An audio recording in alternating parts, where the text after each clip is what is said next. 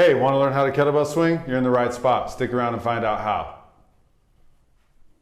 So first thing you need to understand is what your objective is, okay? The objective of the kettlebell swing is to take the kettlebell from the ground. He's going to move it back between his legs. He's going to use his lower body to accelerate the bell up, and he's going to end up with that bell right around chest level. This is how it looks.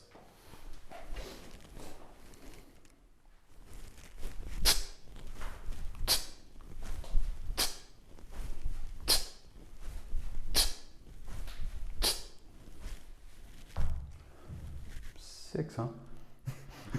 Okay, so now that we understand how the kettlebell swing should look, okay, this is his version, it'll be different for everybody. We want to get you step by step through the details that are going to take you there. First thing I want you to do is grab something heavy-ish. These are just 5-pound plates. He's going to take those and he's just going to start swinging them back and forth. He's going to keep the elbows straight. And what we're really looking for here is just the feeling of something swinging. A lot of people we teach, we can take them through the steps, but they never really get this part here. Okay, so take something heavy, soup cans, grab some kids by the ear, whatever it takes, swing them back and forth, and I want you to feel the arms going behind the body, and I want you to feel, once they hit that point at the back, how they want to come forward, almost with some elasticity of the arms, okay? You feel like you got a good swing there? Yep. Okay, that's all we want. Okay. You understand what a swing should feel like. The problem, obviously, is you probably didn't come here to swing a kettlebell with your arms like that, or 5-pound plates. Plates, yeah. Okay? So what we're really thinking about is strategies. Okay, we have a swing. We've achieved the objective that we want to achieve. We got something from the ground. Well, in this case, I handed it to him, but come on, give me that. I could have picked him up. And we got it to the end of his arm. So we achieved that objective. However, it's not a good strategy. If you want to use heavier kettlebells, heavier weight, you want to do it to generate power, you want to do it over time, we have other options. So we're going to look at just kind of building a swing. So let's go ahead and start with the arms. Okay, this is doing the trick. This is achieving the objective again, just not great. What I want you to do is move your feet in a little narrower. And I want you to start to bend your knees a little bit. So just use a little bend. When should I bend my knees? Right here? Bend your knees on the backswing and then push your feet into the ground. And you should feel how, you see how the plates are going a little higher. You should feel how your lower body and your knees straightening is pushing force into the plates and making them swing higher. Do you feel that? I can really feel it. I'm not even doing any extra. I can definitely just feel it adding once I drive into the ground. So now we're going to use another strategy, which is try to keep the knees straight, and I want you to bend back through your hips a little bit, like you're trying to bump your wall, bump your butt on the wall. Okay, so tiny bend in the knee, but not much. Okay, so you also feel how that adds? Yeah, it makes it go forward a little bit quicker. Okay, so now what I want you to do is use both of those. So the hips are going to move back, the knees are going to bend a little bit, and I want you to put them together. There we go. These feel weightless. Are we on the moon? Maybe.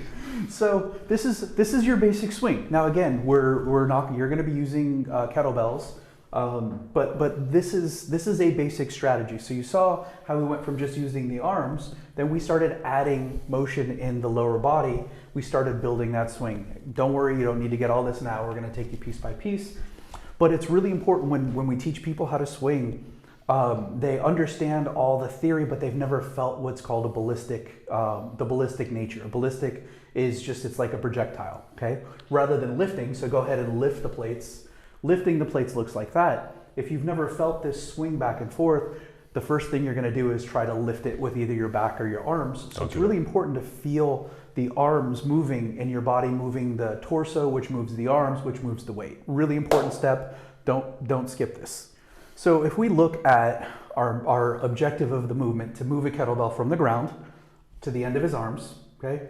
If we trace the path of the kettlebell, even if it's back in what's known as the hike position, in order to get there, okay, the kettlebell both needs to come forward and it needs to come up. So we need to create force in two different directions. Force needs to come forward, force needs to come up. So we have, since we're using a lower body strategy, we have two really good options for that. We got really strong muscles in the thighs, in the front, and the thighs and the butt in the back. So that's butt thighs, back thighs. These are my check out my back thighs and my front thighs. So we've got these strategies that we want to utilize. So we want to use force in two different directions. So we want to use the hips, we want to use the knees, and we want to talk about the ideal sequence. Okay. You're going to understand how to move through the hips and the knees a little bit better as this video goes on, but go ahead and turn to the side a little bit more. So what we're looking for ideally, if we're generating force in two directions, we want to think about what type of force do you generate and when. So as he goes back, okay, the first thing he's going to do is he's going to generate his forward force. Okay, so go ahead and get your arms back like you're doing your hike. So he's going to bring his hips forward. Okay, and as his hips, go ahead and go down again. Let's do that a couple times. As his hips come forward and they pass over his feet, hips are forward, and then he's going to really start to straighten his legs. This is going to be this can be close at the same time, but you really want to get used to bringing your hips forward first. Keep your hips back. Don't move your hips forward and straighten your knees. Okay, that looks really weird. Okay, if you try to straighten your knees before your hips are forward, bell's not going to go anywhere. You're going to use some kind of weird strategy. It's probably going to hurt you. So we want to make sure. Don't hurt yourself, please. So we want to make sure that the hips are forward over the feet, and then the feet drive into the ground, generate force into the ground. That's how we get both the horizontal force and the vertical force that the swing requires. Next piece of this, this is where most swing tutorials start, is they teach you how to do a deadlift. Now, a deadlift is an important part of this because it teaches you an important concept. So one of the problems people often have is they have a hard time moving their hips without moving their back, okay? So one of the important parts to this is understanding where the hip bones actually are. So go ahead and I want you to put your thumbs in your belly button for me. And then I want you to move your middle fingers down towards your junk, okay?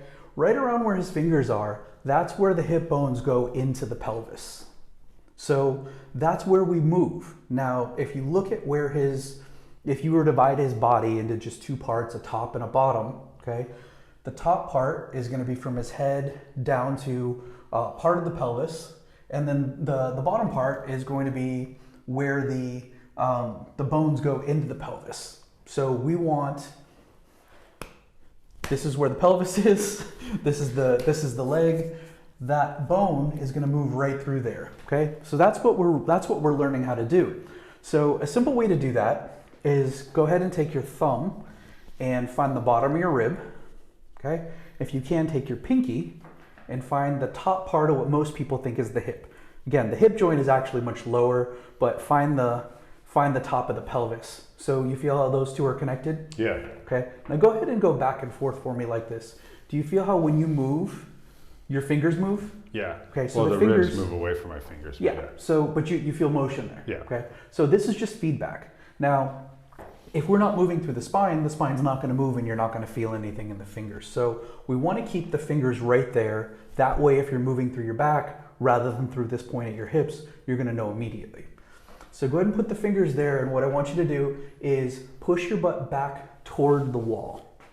Okay, you feel that? Yep. You feel like you're moving in that spot? Yeah. Good, so now go ahead and take a half step away from the wall for me. Okay. Good. Notice he goes up and down a little bit too. His knees should be soft. The bulk of his motion is going back, but he doesn't need to keep his legs completely straight. Let's come forward a little more. Okay. So you went a little too hard. Did you feel how you kind of lost your balance? Yeah. So if you get to a point where you go so far back that you lose your balance, that's too far. So you want to be able to move back. Yeah, because I'm too far to get me there. Yeah, you don't want to lose your balance. There. That looks about right. Nice and slow. Good. So that's how you practice that movement of the hip rather than the spine. So now what we're going to do, since we have our kettlebell here, go ahead and come forward. So the handle is direct. Let's come forward just a little more. So it's in between the ankle bones. And what I want you to do is get this same feeling here. You're gonna have to take your hands away. I want you to slide straight down the front. Push your hips back like you're moving with your butt toward the wall. Moving through these points here. Grab the kettlebell handle. Okay. I want you to get a little tight through the upper back, and I want you to bring your hips forward, straighten your knees, and bring the weight up. Okay, let's do that a couple more times. Right about there. No need to go all the way to the ground. If you can get there, you can get there, that's fine. But he's leading, just like we talked about with the swing a little while ago. Hips are coming forward, then the feet are driving into the floor. Good, and go ahead and take a break. So that's the deadlift. Now the important part, one of the important parts, and you're gonna need to understand this for the swing, is go ahead and turn to the side for me here. Straighten your arms for me. Really reach long, long, long. So you see how long his arms are and they're kind of pulled away from his body? I want you to use the muscles in your armpits and your upper back, and I want you to pull your fists without bending your elbows back. Okay, so now what he's done is he's connected his hands, that's where the kettlebell is, to his torso. His hips and pelvis are moving the torso. His torso, because it's tight through these muscles, is moving the kettlebell. Go ahead and do one more deadlift just so people can understand what that means. So he's gonna reach down, he's gonna tighten his back muscles, and he's linking his body to the kettlebell in a much stronger, tighter way, okay? Good. It's a little hard. One of the things that people often have trouble with when they learn how to swing is learning how to relax. So if you can't bring the kettlebell back, it can't go forward. If you can't bring the kettlebell down, it can't go up. So one of the drills we'll often use is called a jump to plank drill. Now go ahead and turn to the side so they can see. If you go down to the bottom of the swing, okay, now go ahead and move your arms outside of your legs. Looks a lot like a jump, okay? Now go ahead and go slowly up to the top, okay? Stick your arms out here. If he had his palms flat, maybe he's on the ground, that looks a lot like a plank. So what we're doing is we're teaching what's effectively the bottom of the swing, okay? And then the top of the swing. The thing that's really linking them together is a lot like a jump, okay? A kettlebell swing is very similar. We think it's more similar to a jump than it is a deadlift. So we have this drill called jump to plank. And what he's gonna do is he's gonna get his feet, go ahead and face now. So his feet are gonna be roughly the width of his kettlebell swing. So he needs enough room to get the bell through there. He wants to stay comfortable, he wants to stay balanced. And what's gonna happen now is hips are gonna move forward, pushing the feet into the ground, and go ahead and generate some force, and then you generate some force and end up at the top in that plank position quickly. So go ahead and do a couple more rounds. Notice his feet are leaving the ground just a little bit, okay? Not a crazy jump, but he's got enough force to actually lift his body up. Okay, smile a little bit, look mean. All right, go ahead and turn so people can see it to this from the side. So let's go ahead and do just 3 of these. So bottom, top. So his legs are generating the force, okay? So they're creating power, which moves his torso. His torso moves his arms are moving the kettlebell. And I feel it in the muscles that I'm working too.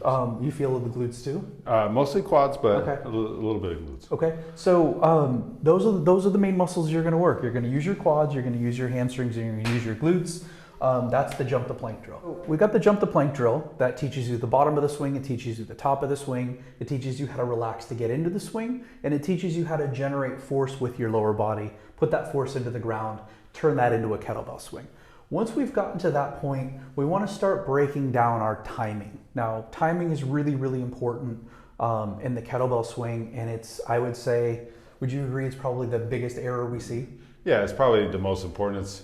It's hard to grasp once it's fully in motion, which is why we'll break it down for you here. So the timing, what timing is all about is we've talked about generating force. Your kettlebell swings happen from the ground, okay?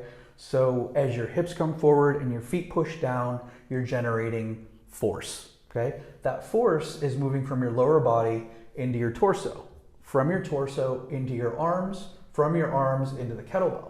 So if we have force that needs to go from here to here to here to here, that requires some time. If you do everything let's go ahead and do a really quick, don't do it right, do it wrong. Oh, okay. So yeah, just do like kind of a 2-part, there we go. if everything is just kind of mashed up and these different segments are not accentuated, then the force doesn't have time to travel well. So the timing drill really just is allowing the force time to get from point A to point B, from point B to point C, etc. So what we're going to teach is a 5-part movement. Okay, so let's start down in the hike with your arms back behind you. So similar to that jump to plank position. So let's go up for 1. Okay, so notice his knees have extended, his hips have come forward, the hips move first, then knees into the ground. That is the power generation part. Your kettlebell swing is essentially done at this point. He's already generated all the power he needs, strong there. Now what's gonna happen is the joints that are moving switch from here to here. Then his arms for number 2 are gonna start to raise up. That's when the kettlebell raises away from his body because you powered it properly, okay? Now, this is 3. This is called the float. The float happens when the body has an opportunity to relax just for a second at the top, okay? He's generated all that force. He's hanging out up here, lets his muscles relax. Then that's the first part of the float. The second part, get tight again, because now that kettlebell's going back down. So that's 3. Now 4 is the arms reintegrating with the body. You want to keep your arms tight to the body. That's going to protect you. You're trying to bring that kettlebell in and integrate it with your own body. Okay, so that's going to be 4, and then back into accepting that weight and getting ready for your next swing. That's 5. So we're going to go 1, 2, 3 is the pause, 4, 5. 1, 2, 3, 4, 5. 1, 2, 3. Now look at his fingers. His fingers relaxing. This is a really good drill to know if you've gotten the kettlebell high enough. When you get good at this, you should be able to actually relax your grip and let the kettlebell go. It's just going to hang out there for a split second and it's going to float.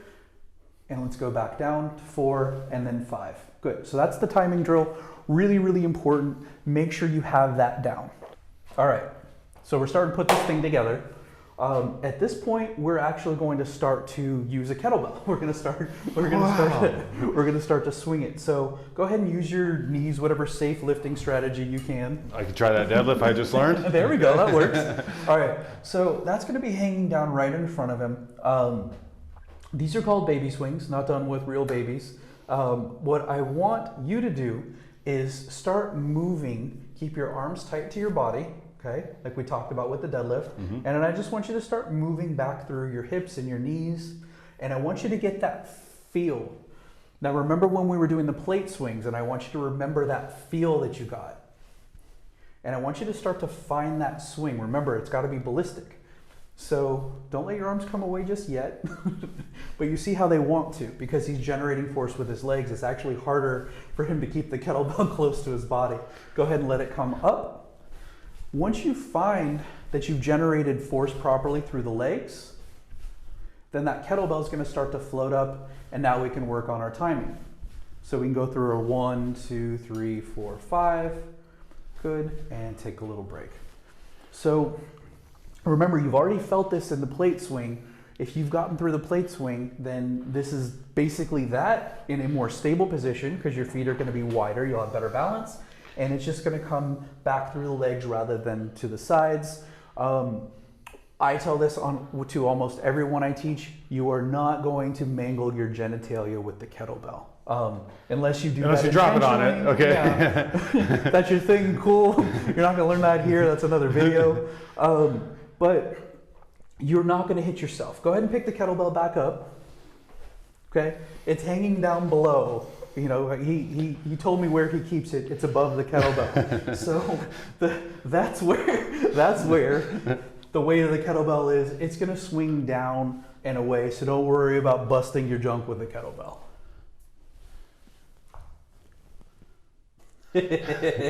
We have all the pieces we need for the swing in place. We don't, however, know how to get the kettlebell from the ground. And start to incorporate it in the swing. So that's what we're going to learn how to do. This is the hike. So the hike, much like a football hike, if you're familiar with that. I don't watch football, but most adult American men do. Anyway, so go ahead and get down into a position where the kettlebell, No set distance. It's really going to depend on your body, but it's going to be in front of you. So I want you to reach down, get your fingertips just on the edge of the kettlebell, and I want you to tip it back towards you. And he's just hooking it in his fingertips. He's not squeezing it. If he squeezes it, you're probably going to hurt your hands. Take your upper body, like we did with the deadlift, and get that a little tight. So think about squeezing maybe the armpits a little bit, and he's just going to sit back. Good. Go ahead and come up for a sec. It gets tiring down there. This is a challenging position, so don't hang out here down there too long as you're learning this. Give yourself breaks. Kind of stay loose, stay mellow. Now, one thing this is where we differ a little bit from some other systems. I want you to go ahead and get into a hike, and what you'll often see taught is shifting all the way back. Good. And for a lot of people, that's where their hike begins. Good. Go ahead and pop up. We don't begin that way because what we want to consider is that muscles are elastic, and just like a rubber band, we want to have room to pull them back before we let them go. So when you get down in the bottom, find as far back as you can go, that's where you can go. And then let's call that 100%. I want you to come forward so you're only back there about 75%. So come forward about 25%, okay? So practice going from this point all the way back. Good, so 75, 100, 75, 100. Good, go ahead and come up. So that's the shift. The shift is where he's shifting his weight back. That is going to create some momentum that you can bring with you into the next part of the hike. The next part of the hike is what we call the swim. So if you've got your arms out in front of you, okay, bring them back down towards you. Kind of like swimming. I don't know who really swims like that. Dolphins. But dolphins have arms? Armed dolphins do. Okay, so this is what we call the swim. It's really when another motion of these big upper back muscles. So the hike is really going to consist of two parts. First, it's the shift to get everything going, and then it's the swim to use the back to get it higher into the hike position and actually pull the kettlebell off the ground. So shift, swim, and replace. Okay, so this is just a simple drill.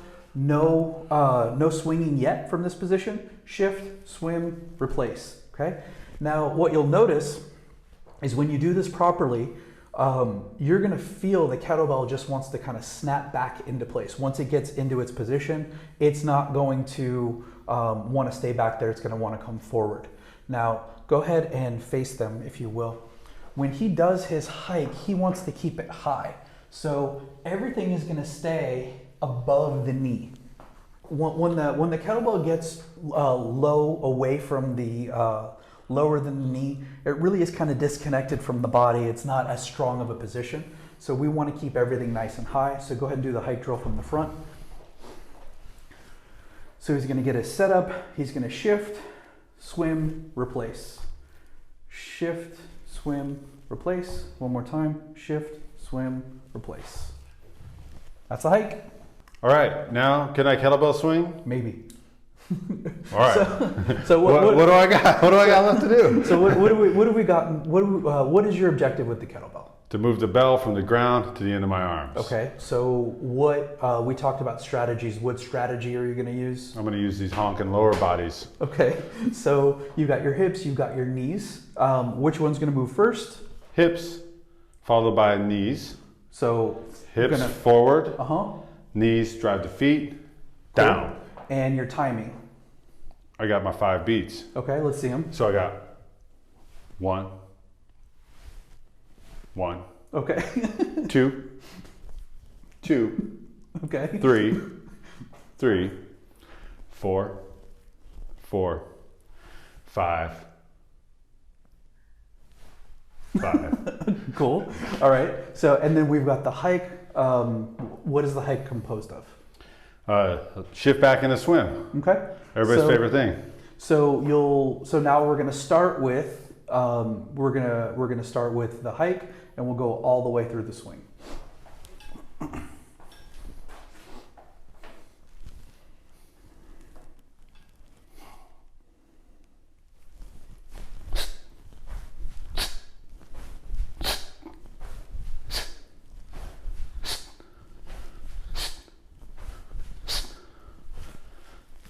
Thanks for taking the time to watch this. We're Iron Revival, and we hope and we know that you'll swing better based on what you've just learned. Stay strong.